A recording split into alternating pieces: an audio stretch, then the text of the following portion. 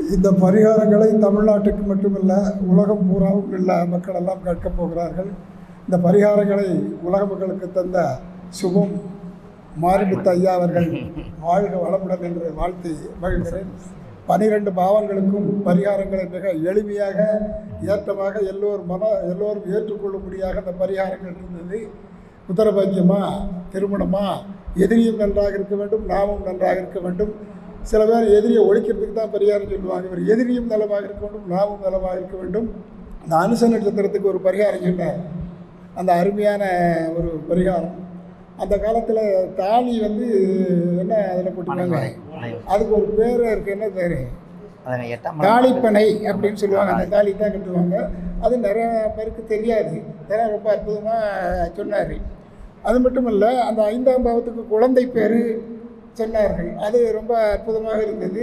இப்படி நிறைய கருத்துக்களை மிக அற்புதமாக ஏற்றமாக எளிமையாக எல்லோரும் மனதிலும் படியுமாக சொன்ன ஐயா அவர்கள் வாழ்க வளமுடன் என்ற வாழ்க்கையை மகிழ்கிறேன். சார், நீங்கள்லாம் அடுப்பில் சோறாக்குறீங்களா, கேஸ் சிலிண்டரில் சோறாக்குறீங்களாம்மா? உங்களுக்கு ஒன்று தெரியுமா? பெண்கள் எல்லாம் முதல்ல யாகம் நடத்திட்டு இருந்தாங்க, தெரியுமாங்கம்மா?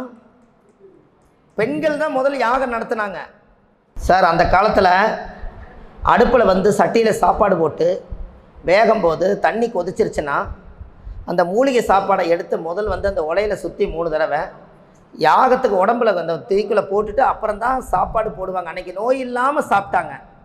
இன்றைக்கி தானே எதையும் மதிக்காமல் சிலிண்டரை பற்ற வச்சா 5 நிமிஷத்தில் குக்கர் ஆகிடுது.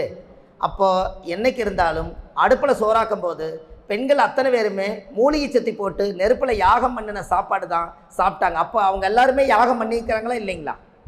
அது யாகம் தானுங்கம்மா. விறகடுப்பில் வச்சு செஞ்சால் யாகம் தானே. நீங்கள் என்ன பண்ணுறீங்கன்னா, இப்போது சிலிண்டரு வந்ததுனால ஒரு விஷயத்த சொல்கிறேன். உங்களுக்கு ஒரு யாகம் டெய்லி நீங்கள் பண்ணுற மாதிரி ஒரு இது வச்சுருக்கேன். அப்போ 9 மூலிகை போட்டு சாப்பிட்ட உடம்பு தான் இந்த உடம்பு. ஒரு நாள் தட்டைப்பயிறு, ஒரு நாள் பாசிப்பயிறு, ஒரு நாள் கொள்ளு பருப்பில் செஞ்சுருப்பீங்க. அன்னைக்கு நெருப்பில் போட்டு சாப்பாடு செஞ்சு சாப்பிட்டீங்க. இன்றைக்கி அடுப்பில் யாகம் பண்ண முடியல. நீங்கள் என்ன பண்ணுறீங்கன்னா, வாரத்தில் ஒரு நாள் ஆகுது, டெய்லி செய்ய முடியலைனாலும் கூட வாரத்தில் ஒரு நாள் 9 நவதானியத்தை ஒரு தட்டில், மண் இருக்குது பார்த்தீங்களா, மண் சட்டியில், மண் தட்டை மாதிரி ஒரு தட்டையில் 9 நவதானியத்தை போட்டு ஒரு மண் விளக்கு எடுத்து அது மேலே தீபம் வச்சு அடுப்புக்கு பொட்டு சந்தனம் வச்சு இந்த மண் விளக்கோட நவதானிய விளக்கு அடுப்புக்கு வைங்க. அன்னிலேருந்து நீங்கள் யாகம் நடத்துங்க சமம். அதாவது உங்களுக்கு புரியுதாம்மா நான் சொல்கிறது? நெருப்பு அந்த மூலிகை யாகம் செய்தா இல்லையா? அப்போ இதை நீங்கள் பண்ணிங்கன்னா உங்கள் வாழ்க்கையில் ரொம்ப சிறப்படையும். ஏன்னா அடுப்புக்கு யாகம் நடத்தணும் பெண்கள். அப்போ தான் நோய் குறையும்.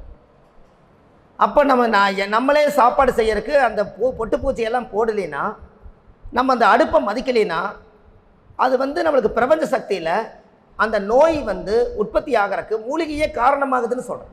அப்போது இந்த அடுப்பு பரிகாரம் எதுக்காகனா, அந்த காலத்தில் பரணி நட்சத்திரக்காரர்கள்லாம் அடுப்புன்னு சொன்னாங்களாமா? பரணி நட்சத்திரமெல்லாம் அடுப்பு தானுங்கய்யா.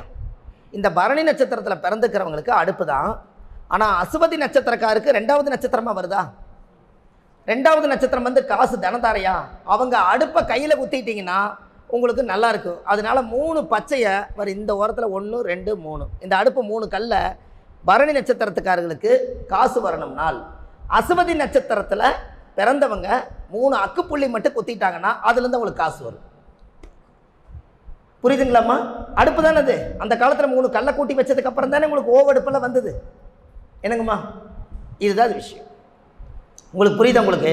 அப்போ இந்த அடுப்பு பரிகாரம் இனிமேல் மூதாதிகளுக்கு நீங்கள் சொல்லுங்கள். ஏன் இந்த உலகத்தில் எல்லா சாப்பிட்ட பொருளுமே அத்தனையுமே நம்ம 12 ராசிக்குள்ளே இருக்கா இல்லையா?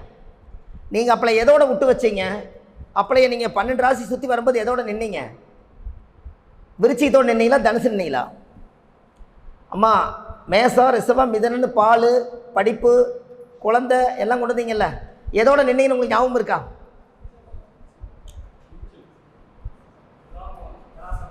துலாம் விருச்சிகத்தோடு நின்னீங்க. இந்த பக்கம் மரணம் நின்னீங்கல்ல, 7 8ஓட நின்னோம். அதுக்கப்புறம் என்ன வந்துச்சு? அது பாதியில் நின்றுச்சா இல்லையா? நம்ம ஏதோ ஒரு டாப்பிக்கில் போகும்போது அது நின்று போச்சு. மீதி இன்னும் 5 ராசிக்கு தெரிஞ்சிருக்கணும்ல. அப்போது 7 8ங்கிறத மரணம். நீங்கள் ஆனால் 7ஆம் இடம் என்பது கல்யாணம், 8ஆம் இடம் ஒரு பெண்ணுக்கு மாங்கல்யம். அதனால் அது காலச்சக்கரத்துக்கு 8.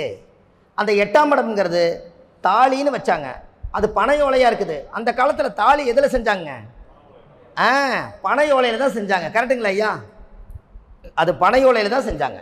அப்போ அந்த தாலி பனை ஓலையில் செஞ்சு வாழ்ந்து நேராக 9ஆம் இடம் என்பது அப்பா ஸ்தானம். அதனால் இவர் கல்யாணம் பண்ணி குழந்தை பிறந்து குருன்னு ஒரு குழந்தை உருவாச்சுன்னா காலச்சக்கரத்துக்கு 9 அது குழந்தை தானே. அப்போது 9ஆம் இடம் என்பது அப்பா. அவர் ஜீவனம் பண்ணோன்னா 10ஆம் இடம் தொழில். அந்த தொழில் வந்து நல்லா பாருங்கள், மகரம் என்பது தொழில் ராசியா உங்களுக்கு.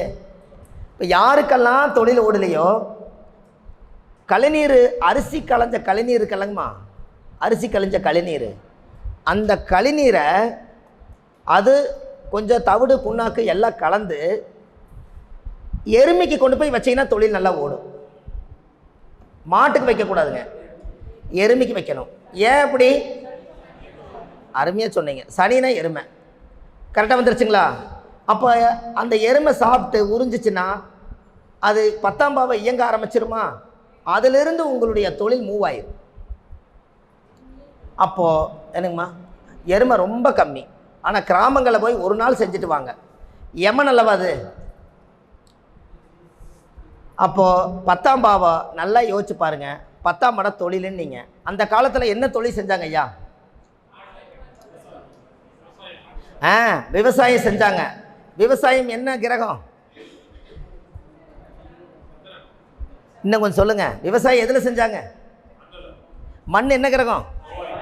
செவ்வாய். அப்போ மகரத்தில் என்ன கிரகம் உச்சம்? Very good. அப்போ செவ்வாய் உச்சம். செவ்வாயினா ஆயுதம். ஏர் கலப்பி போட்டு சகதின்னா சேரு முதல்ல படுத்துருக்குது. அப்படியே 10ஆம் பாவம் உழைச்சி அடிவேலுன்னு தோணுனாங்களே இல்லையா? அப்போ 10ஆம் பாவத்தில் வந்து சேரும் சகதியும் இருக்கிற இடம் எது? மகரம். அங்கே தானே முதல்ல படுத்துருக்குது. அப்போ அந்த இடத்துல தான் செவ்வாய் உச்சம். அப்போ மேச லக்கணத்துக்கு லக்னாதிபதி 10ல் உச்சமாகிறது மகரத்தில் தான். அப்போ மகரத்தில் போய் நீங்கள் கருதூணி விதைச்சு அதை அறுவடை பண்ணுற இடம் எங்கே வருது? மகரம். மகரம் என்ன மாதமாக வருது? தை மாதமாக வருது. அதனால தானே தை பிறந்தா வழி பிறக்குன்னாங்க. கருதெல்லாம் அறுத்து முடிச்சிட்டாங்கன்னா வழி பிறந்துருமா? அதனால தான் தை மாதம் சூரியன் அங்கே வர்றதுனால தை பிறந்தால் வழி பிறக்குன்னு வந்ததுக்கு காரணம். அப்போ 10ஆம் பாவ தொழில்ஸ்தானத்தில் போய் உழைச்சி ஓடா தேஞ்சு சம்பாரித்த மிச்சத்தை 11ஆம் இடம் என்பது லாபம்ங்கிறது எத்தனாவது ராசி வருது? மகரத்துக்கு அடுத்தது கும்பம். அதனால் கொண்டு போய் பானையில் போட்டு வச்சாங்க.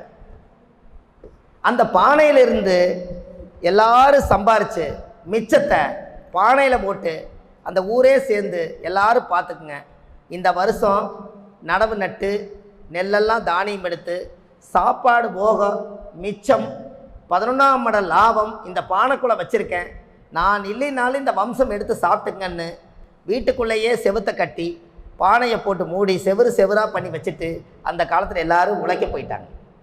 இதான் 11ஆம் பாவம். அப்போ லாபம் வீட்டுக்குள்ளே இருக்கா? 12 என்னங்கய்யா? 12ஆம் இடம் என்பது விரயம். 12ஆம் இடம் என்பது மீன ராசி வருதுங்களா? மீனம் என்பது மீன், 2 மீன்கள். மீன் நாம் சாப்பிட்டோம், காசியில் போய் பார்த்தீங்கன்னா நம்மளை மீன் சாப்பிடுது. அதனால தான் அது மோட்ச ராசின்னு வச்சாங்க. எப்படி? அப்போ மோட்ச ராசின்னு கொண்டு போய் வச்சு கடைசியில் வந்து பிறப்பு அஸ்வினியில் வந்து முடிவு புதன் ரேவதி நட்சத்திரத்தில் போய் முடிஞ்சு மோட்சத்துக்கு போகிறதுனால தான் அந்த மேசத்துலேருந்து மீன வரைக்கும் பிறப்புலேருந்து இறப்பு வரைக்கும் நம்மளுடைய காலச்சக்கரத்துக்குள்ளேயே சித்தர்களும் முன்னோர்களும் ரிஷிகளும் அகோரிகளெல்லாம் இதை ஆராய்ச்சி பண்ணி கண்டுபிடிச்சி உங்களுக்கு இந்த மாதிரி கொடுத்துருக்காங்க. இப்போ இந்த 12 ராசி வந்துருச்சுங்களா?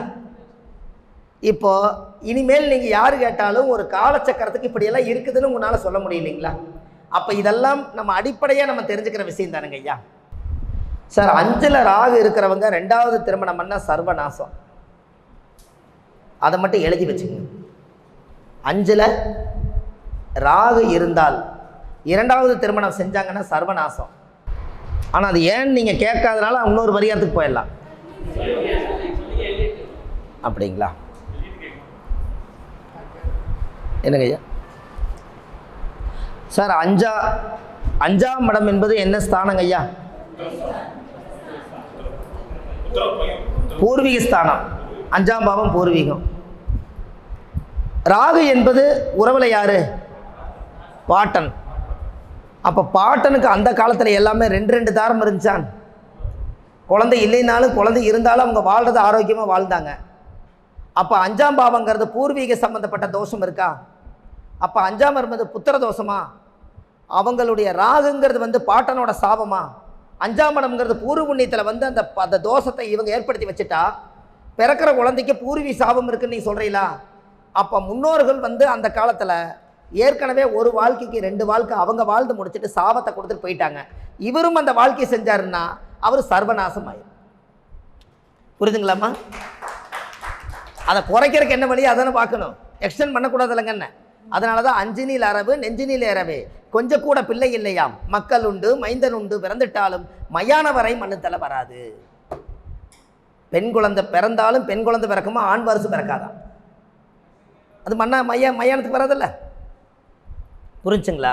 அதனால தான் 5ல் ராகு இருக்கிறவங்க 2ஆம் தார பெண்ணை திருமணம் செய்யக்கூடாது. அதுக்கு வேணால் ஒரு பரிகாரம் சொல்கிறேன். அவங்களுக்கு கண்டிப்பாக இளமையிலே வாழ்க்கையை தொலைச்சிட்டேன், நான் எப்படிங்க வாழாமல் இருக்கிறதுன்னு கேட்டால், கணவனை இழந்த விதவை பெண்கள் இருப்பாங்க, அவங்களுக்கு நீங்கள் வாழ்க்கை கொடுக்க சொல்லலாம். 5ல் ராகு இருந்தால் அந்த தோசை அதில் அடிபட்டு போயிடும். அவங்களுக்கு வாழ்க்கையே முடிஞ்சதுன்னு இருக்கிறவங்களுக்கு 2 பேர்த்துடைய இருமணம் சேர்ந்து ஒரு மனமாக வாழணும்னு அவங்க சம்மதிச்சா அந்த வாழ்க்கையை அதை நான் அனுபவித்து கொள்ளலாம். இது தவறு கிடையாது. ஆனால் ஏமாற்றமான திருமணம் செய்யக்கூடாது. ஐயா, வியாழக்கிழமை அன்னைக்கு முதல் வர்ற விருந்தாளிக்கு சோறு போட்டிங்கன்னா விருந்தாளி அருந்து போயிடும். உங்களுக்கு தெரியுமா?